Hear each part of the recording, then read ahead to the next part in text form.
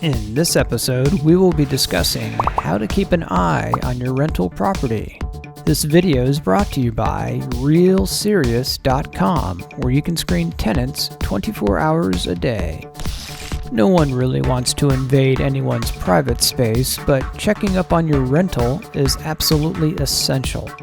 If you fail to keep on top of what's happening on the inside, you could end up being horribly surprised with pest infestations, broken fixtures, wall-to-wall trash, and the stench of bacteria that have been tailgating all season long. But don't take our word for it.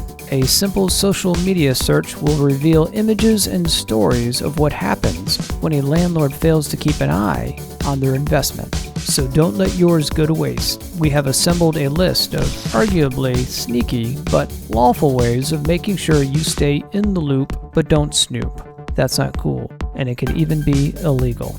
So these notices for entry are non-emergency inspections, which are actually essential in preventing unsafe conditions by finding and fixing small problems before they become big, expensive emergency problems. And if by chance you happen to notice a dog bowl and leash along the way when no pets were allowed, then make note of it, and if necessary, address it after your visit.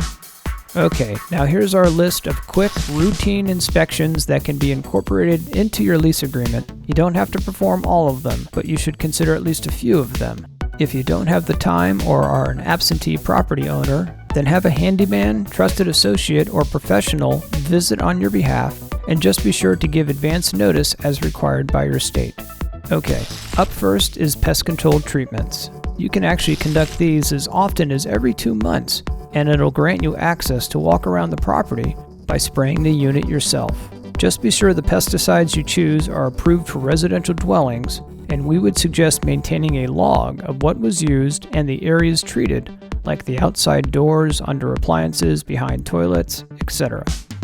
And the second way in is for air conditioning and furnace filter replacements. You can do this task about every 3 months. It'll ensure proper airflow and system performance, and it's much better for you to do it anyways as opposed to relying upon the tenant, because you just never know if they're going to get it done. The third way to get in can be justified about every 6 months. It's for fire extinguisher and smoke alarm inspections.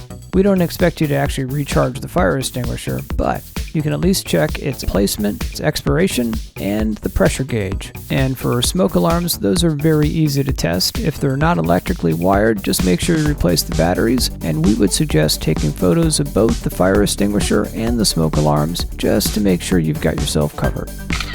And the fourth and final way into the property involves plumbing checks. These you can perform about every 6 months as well, especially if you're including water at no charge. There should be no signs of mold and moisture, toilets shouldn't be running, faucets shouldn't be dripping, and dishwasher and washing machine spin cycles shouldn't be leaking.